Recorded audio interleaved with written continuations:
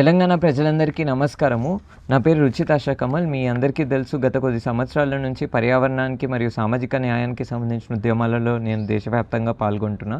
ఈ వీడియోలో నేను సేవ్ మూసీ మూవ్మెంట్ గత కొద్ది సంవత్సరాల నుంచి 2024 నుంచి ఇప్పటి వరకు save Musi and save people of Musi అనే నినాదాన్ని ఎందుకు లేవనెత్తుతుంది, ప్రభుత్వం అంటున్న విషయాలేంటి, మేము అడుగుతున్న విషయాలేంటి, ప్రజలు అడుగుతున్న అంశాలేంటి, ఇవన్నిటినీ కొంత క్రిస్ప్గా మీ అందరికీ ఎక్స్ప్లెయిన్ చేయాలని అనుకుంటున్నాను.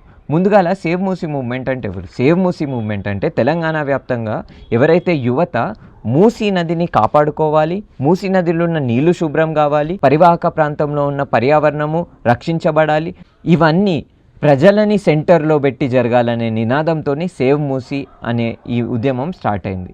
పాయింట్ నెంబర్ 1, మరి ప్రభుత్వం ఏమంటుంది? రీసెంట్గా జరిగిన ఒక హోటల్లో జరిగిన ప్రెజెంటేషన్ ప్రకారము ప్రభుత్వం చేయబోయేది ఒక river front development project. River front development project అంటే మూసీ నదికి, ఇక్కడ మీకు క్లియర్గా కనిపిస్తుంది కదా, ఇదంతా ఏంటంటే ఒక కాంక్రీట్ స్లాబ్. అంటే మూసీ నది ఇక్కడ మీకు కింద కనిపిస్తున్న ఇమేజ్ ప్రకారము మూసీ నది ఈ సిచ్యువేషన్లో ఉంటుంది. అంటే అక్కడ చెట్లు ఉంటాయి, అక్కడ రాళ్ళు ఉంటాయి, అక్కడ మొత్తం యానిమల్స్ ఉంటాయి, అక్కడ మొత్తం ఈ బయోడైవర్సిటీ ఉంటుంది. దీన్ని మొత్తం మార్చేసి ఇట్లా ఒక కాంక్రీట్, ఓపెన్ కాంక్రీట్ పైప్ లెక్క ప్రభుత్వం మార్చబోతుంది. సో దీనికి సంబంధించి అసలు సమస్యలు ఏమున్నాయి, అసలు ఏం జరగబోతుందనే అంశాలని నేను క్లియర్గా చెప్పాలని అనుకుంటున్నాను. సో ఈ ప్రాజెక్ట్లో కీలకంగా ఏం జరగబోతుందంటే, మూసీ నది మధ్యలో, ఈ మూసీ నది ఇప్పుడు ఏ పరిస్థితిలో అయితే ఫ్లో అవుతుందో దాన్ని ష్రింక్ చేసి, అంటే దాన్ని చిన్నగా మార్చి ఒక కాల్వ రూపంలో మూసీ నదికి ఇటుపక్క అటుపక్క కాంక్రీట్ వేసి 108 మీటర్స్లో మొత్తం కాంక్రీట్ వేసి దానికి రైట్ సైడ్లో మరియు లెఫ్ట్ సైడ్లో రోడ్ లే చేయబోతుంది తెలంగాణ ప్రభుత్వం. Problem number 1, urban heat island effect. ప్రభుత్వము తన పేపర్ల ప్రకారము M30 గ్రేడ్ కాంక్రీట్ని లే చేయబోతుంది. M30 గ్రేడ్ కాంక్రీట్ అంటే ఈ 21 కిలోమీటర్స్లో ఒక కాంక్రీట్ స్ట్రిప్ రాబోతుంది. ఒక కాంక్రీట్ స్ట్రిప్ అని అంటే దానికి అర్థం ఏంటంటే ఒక లాంగ్ స్టాండింగ్ కాంక్రీట్ కనెక్షన్ ఉండబోతుంది. ఈ కాంక్రీట్ వల్ల వచ్చిన సమస్య ఏంటంటే ఇది సోలార్ రేడియేషన్ని ఎక్కువ అమౌంట్లో ట్రాప్ చేసుకుంటుంది. సోలార్ రేడియేషన్ని ఎక్కువ అమౌంట్లో డే టైంలో ట్రాప్ చేసుకొని నైట్ పూట ఆ హీట్ని రిలీజ్ చేస్తుంది. వేరాస్ మనం కనుక మన మూసీ నదిని తీసుకుంటే ఒక సైంటిఫిక్ టర్మ్ కూడా ఉంటుంది ఇట్లాంటి ఒక ఫినామినాని. దాన్ని ఏమంటారంటే ఎవాపో ట్రాన్స్పిరేషన్ అని అంటారు.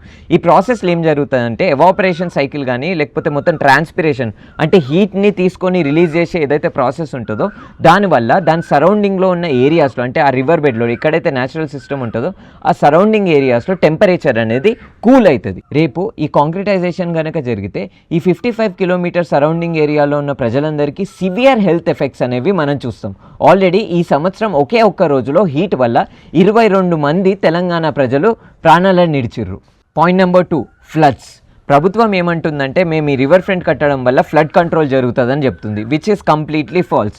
ఈ మాట ఎందుకు చెప్పాల్సి వస్తుందంటే ప్రభుత్వము చెప్తున్న డేటా ప్రకారము వాళ్ళు ఎంక్రోచ్ చేయబోతున్నారు. మూసీ నది ఎక్కడైతే పారబోతుందో ఆ మొత్తం స్థలాన్ని ఎంక్రోచ్ చేయబోతున్నారు.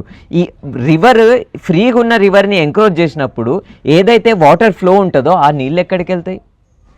రివర్ ఫ్రంట్ వల్ల మూసీ రివర్ ఫ్రంట్ ఎక్కడైతే ప్రాజెక్ట్ ఎస్టాబ్లిష్ అయ్యి ఉంటుందో ఆ ప్రాంతంలో వరదలు రావేమో, కానీ డౌన్ స్ట్రీమ్లో వరదలు ఖచ్చితంగా చాలా ఇంపాక్ట్ఫుల్గా వస్తాయి. మీరు ఈ వీడియోలో ఏదైతే ఫోటో చూస్తున్నారో ఇది జమ్మూలో రివర్ ఫ్రంట్ కట్టడం వల్ల, ఆ రివర్ని ఎంకరేజ్ చేసి కాంక్రీట్ని లే చేయడం వల్ల ఆ నదిలో ఉన్న నీళ్లు ముందుకెళ్ళి అక్కడ పక్కన ఉన్న ల్యాండ్ మాస్ని మొత్తం ధ్వంసం చేసేసినాయి. న్యాచురల్గా రివర్లో రాళ్ళు ఉంటాయి, చెట్లు ఉంటాయి, మట్టి ఉంటుంది, ఇంకా మిగతా న్యాచురల్ జియాలజీ మొత్తం ఉంటుంది. ఇదేం చేస్తుందంటే ఎప్పుడైతే వరదలు వస్తాయో వరదలు వచ్చినప్పుడు ఆ నీళ్ళ స్పీడ్ని రెడ్యూస్ చేస్తుంది. కానీ మనం కనుక అక్కడ రైట్ సైడ్లో లెఫ్ట్ సైడ్లో ఒక స్ట్రాంగ్ కాంక్రీట్ని లే చేసినప్పుడు ఏం జరుగుతుందంటే నది యొక్క నీళ్ళ స్పీడ్ అనేది పెరుగుతుంది. నది నీళ్ళ స్పీడ్ పెరిగినప్పుడు కింద ప్రాంతంలో ఉన్న ప్రజలందరికీ భారీ ముప్పు ఉంటుంది వరదలది.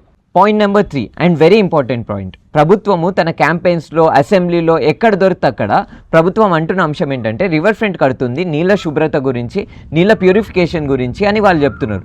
కానీ రివర్ ఫ్రంట్ వల్ల ఎటువంటి పొల్యూషన్, ఎటువంటి water pollution అరికట్టలేము.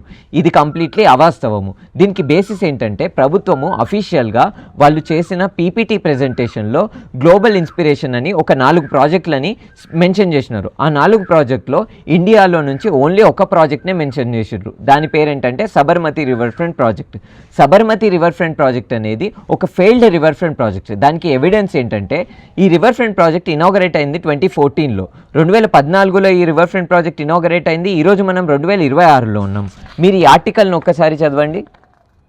Sabarmati still India second most polluted river. And ఈ ఆర్టికల్ 18th May 2025ది.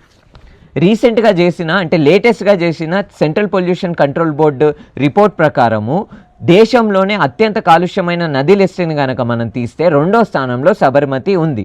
సబర్మతి అనేది ఓన్లీ ఒక బ్యూటిఫికేషన్ ప్రాజెక్ట్ మాత్రమే. అంటే నదికి ఇటుపక్క మరియు అటుపక్క కాంక్రీట్ లేజేసి అక్కడ సుందరంగా ఉంచడం కోసము రివర్ ఫ్రంట్ని కట్టినారు. కానీ వాస్తవానికి అక్కడున్న నీళ్ళని రివర్ ఫ్రంట్ ఎప్పుడూ శుభ్రం చేయలేదు, ఎక్కడా శుభ్రం చేయలేదు. ఇది అంతా అవాస్తవము.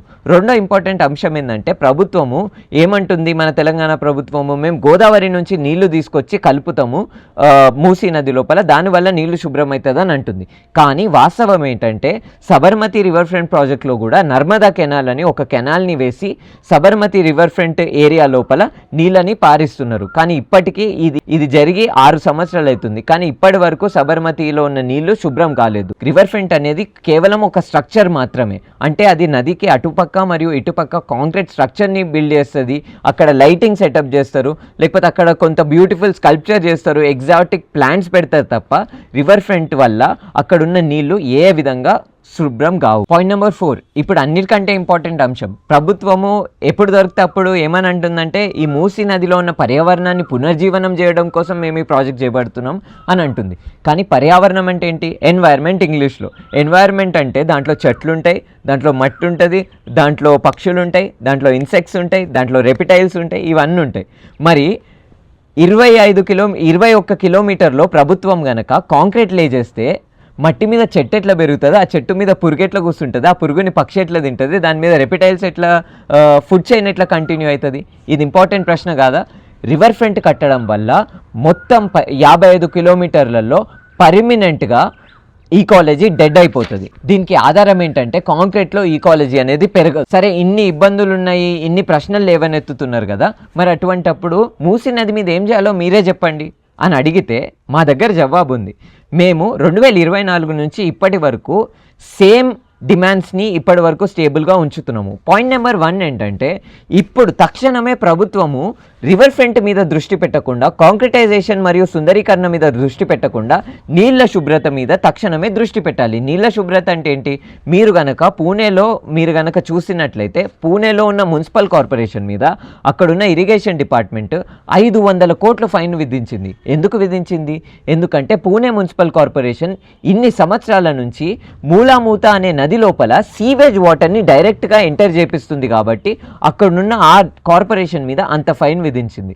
అంటే మన మూసీ నది మీద ఇన్ని సంవత్సరాల నుంచి ఏవైతే డిపార్ట్మెంట్లు హెచ్డబ్ల్యూఎస్ఎస్బి, జీహెచ్ఎంసి ఇంకా మిగతా ఏవైతే డిపార్ట్మెంట్లు మూసీ నదిని కాలుష్యం కాకుండా రక్షించాలో ఆ డిపార్ట్మెంట్ల వైఫల్యాన్ని అర్జెంటుగా మనం అడ్రస్ చేయాలి. అదొక్కటే కాకుండా ఏవైతే ఇండస్ట్రీలు మూసీ నది లోపల కాలుష్యాన్ని కలుపుతున్నాయో, ఏవైతే మున్సిపల్ కార్పొరేషన్స్ నుంచి మురికి నీళ్లు ఎంటర్ అవుతున్నాయో ఆ పాయింట్స్ దగ్గర ఇమీడియట్గా ఎస్టీపీలు, ఈటీపీలు ఇంకా న్యాచురల్ వాటర్ ట్రీట్మెంట్ ప్లాంట్లు ఇమీడియట్గా ఎస్టాబ్లిష్ చేయాలి. కానీ ప్రభుత్వము వాటి మీద దృష్టి పెట్టకుండా ఓన్లీ సుందరీకరణ, కాంక్రిటైజేషన్ మరియు ల్యాండ్ గ్రాబింగ్ మీదనే దృష్టి పెడుతుంది. రెండో అంశం ఏంటంటే ప్రభుత్వము కంటిన్యూస్గా మాట్లాడుతున్న విషయాలు ఏంటంటే మేము నల్గొండలో ఉన్న ప్రజల కోసం చేస్తున్నాం, చాదర్ఘాట్లో ఉన్న ప్రజల కోసం చేస్తున్నాం ఈ ప్రాజెక్ట్ అని చాలా టైమ్స్లో ప్రభుత్వము కోట్ చేస్తూ వచ్చింది. కానీ ప్రభుత్వం అఫీషియల్గా ఇప్పటి వరకు ఒక్కసారి కూడా వాస్తవంగా గ్రౌండ్లో ఉన్న ప్రజలతోటి, పరివాహక ప్రాంతంలో ఉన్న ప్రజలతోటి ఇప్పటి వరకు ఒక్క చర్చ కూడా జరపలేదు. అసలు వాళ్ళ అవసరాలు ఏంటి, వాళ్ళ నాలెడ్జ్ ఏంటి, వాళ్ళు ఇప్పటి వరకు మూసీ నది మీద ఎటువంటి డిపెండెన్సీతో ఉన్నారు, మూసీ నది కాలుష్యం కావడానికి ఎటువంటి ఫ్యాక్టర్స్ ఉన్నాయని అసలు ఎటువంటి డిస్కషన్ ప్రభుత్వము ప్రజలతోని చేయలేదు. ప్రజల గురించి ప్రభుత్వం మల్టిపుల్ టైమ్స్ మాట్లాడుతుంది కానీ ప్రజలతో ఒక్కసారి కూడా చర్చ చేయలేదు. కాబట్టి మా డిమాండ్స్ చాలా clear. Hold the polluters accountable. మనం పూణే మున్సిపల్ కార్పొరేషన్ని చూసినట్లయితే పూణేలో ఉన్న మున్సిపల్ కార్పొరేషన్ మీద 500 కోట్ల ఫైన్ విధించింది అక్కడున్న ఇరిగేషన్ డిపార్ట్మెంట్. కానీ మన ప్రభుత్వము పొల్యూటర్స్ని అకౌంటబుల్ పెట్టకుండా ఎవరైతే మూసీ నది పరివాహక ప్రాంతంలో పేదలు ఇల్లులు కట్టుకొని ఉన్నారో వాళ్ళని పనిష్ చేస్తుంది తప్ప పొల్యూటర్స్ని అసలు అక్నాలెడ్జ్ కూడా చేయట్లేదు. కాబట్టి మనం డిమాండ్ చేస్తుంది ఏంటంటే హోల్డ్ ద పొల్యూటర్స్ అకౌంటబుల్. ఎవరైతే పొల్యూషన్కి కారకులు ఉన్నారో వాళ్ళని తక్షణంగా వాళ్ళని అకౌంటబుల్ చేయాలి, పీనలైజ్ చేయాలి. వాళ్ళకి ఎటువంటి పెనాల్టీలు విధిస్తే ఆ పెనాల్టీలు విధించాలి. రెండో అంశం ఏంటంటే మూసీ నదికి సంబంధించి ఒక రివర్ బేసిన్ అథారిటీ అనేది ఎస్టాబ్లిష్ కావాలి. రివర్ బేసిన్ అథారిటీ అంటే ఏంటి? ఈ నదిలో నీళ్ళు వచ్చినా అది అచానక్ మ్యాజికలీ అపియర్ కావు. ఆ నదిలో నీళ్లు ఆ పర్టికులర్ రివర్ బేసిన్ నుంచి వస్తాయి. మూసీ నది బేసిన్లో నుంచి మనకి నీళ్ళన్నీ మూసీ నది లోపల పారుతాయి. ఆ బేసిన్లో ఎక్కడ పొల్యూటింగ్ ఇండస్ట్రీ ఉన్నా ఆ పొల్యూటింగ్ ఇండస్ట్రీ నుంచి వచ్చే ఏదైతే ఎఫ్లూయెంట్ వాటర్ ఉంటుందో లేకపోతే ఏదైతే కాలుష్యమైన నీళ్ళు ఉంటాయో అవి ఎట్ ద ఎండ్ మూసీ నది పరివాహక ప్రాంతంలోనే మూసీ నది ఫ్లో ఏరియాలోనే పారుతాయి. కాబట్టి మనకి ఒక లార్జర్ మూసీ బేసిన్ అథారిటీ అనేది ఎస్టాబ్లిష్ కావాలి.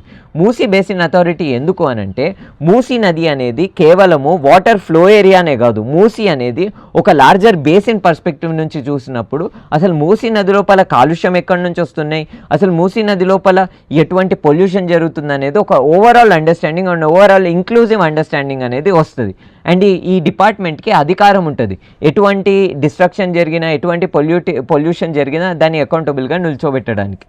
మూడో అంశం ఏంటంటే ఎటువంటి ప్రాజెక్టు జరిగినా ప్రజలని సెంటర్లో పెట్టి ప్రజలతో డిస్కషన్ చేసే ప్రాజెక్టు ముందుకు కదలాలి. మరి మూసీ రివర్ బ్యూటిఫికేషన్కి సంబంధించి ఏమీ ఆలోచనలు లేవా అని అంటే ఖచ్చితంగా ఉన్నాయి. మూసీ రివర్ని ఒకవేళ బ్యూటిఫై చేయాలని అనుకుంటే న్యాచురల్గా బ్యూటిఫై చేయడానికి చాలా ఆల్టర్నేటివ్స్ ఉన్నాయి. దాంట్లో ఒక ఆల్టర్నేటివే పూణే రివర్ రివైవల్ గ్రూప్ మరియు జీవిత్ నది అనే 2 గ్రూప్స్ కలిసి పూణేలో రివర్ ఫ్రంట్కి వ్యతిరేకంగా వాళ్ళు 2 ఆల్టర్నేటివ్ మోడల్స్ని ఇంకా ఇకాలజికల్ గైడ్లైన్స్ని విడుదల చేసినారు. దాన్ని మేము ప్రభుత్వానికి ఈమెయిల్ రూపంగా ఆల్రెడీ పంపించినాము. కానీ ప్రభుత్వం దాన్ని అసలు అప్రోచ్ చేయకుండా దాన్ని అసలు అక్నాలెడ్జ్ చేయకుండా ఈ ప్రాజెక్ట్తోని ముందుకు కదులుతుంది. మరి వాట్ కెన్ యూ డూ అంటే మీరందరూ ఏం చేయగలుగుతారు ఈ రివర్ ఫ్రంట్ ప్రాజెక్ట్కి సంబంధించి అని అంటే రివర్ ఫ్రంట్ వల్ల దగ్గర 15,000 మంది ప్రజలు ఫేజ్ 1లో డిస్ప్లేస్ కాబోతున్నారు. కంప్లీట్ ప్రాజెక్టు 55 కిలోమీటర్స్లో దగ్గర లక్షకి పైగా ప్రజలందరినీ డిస్ప్లేస్ చేయబోతుంది. కాబట్టి మేము రిక్వెస్ట్ చేస్తుంది ఏంటంటే మనము ఎంతమంది అయితే అంతమంది యువత, తెలంగాణ వ్యాప్తంగా ఉన్న యువత ఏకమయ్యి మూసీ నది మీద నిజంగా కాలుష్యాన్ని అరికట్టే ఒక ప్రాజెక్టుని చేపట్టాలి. ఆ విధంగా ప్రభుత్వము మళ్ళేటట్టు మనము ఉద్యమాన్ని నిర్మించాలి. మన నదులని మనం కాపాడుకోవాలి. కాబట్టి మీలో ఎవరైనా సేవ్ మూసీ మూవ్మెంట్తోని వాలంటీర్ చేయడానికి ఇంట్రెస్టెడ్ ఉంటే ఖచ్చితంగా బయోలో ఉన్న లింక్ని మీరు ఫిల్ చేయండి. లేకపోతే సోషల్ మీడియా రూపంగా సేవ్ మూసీ మూవ్మెంట్కి మీరు టెక్స్ట్ చేయండి. మీకు ఇంకేమైనా క్వశ్చన్స్ ఉంటే మీరు ఖచ్చితంగా సేవ్ మూసీ మూవ్మెంట్ ఇన్స్టాగ్రామ్కి లేకపోతే ఈమెయిల్కి రీచ్ అవుట్ కావచ్చు. ఖచ్చితంగా మా టీం మీకు రెస్పాండ్ అవుతుంది. Thank you so much. Save Musi, save people of Musi.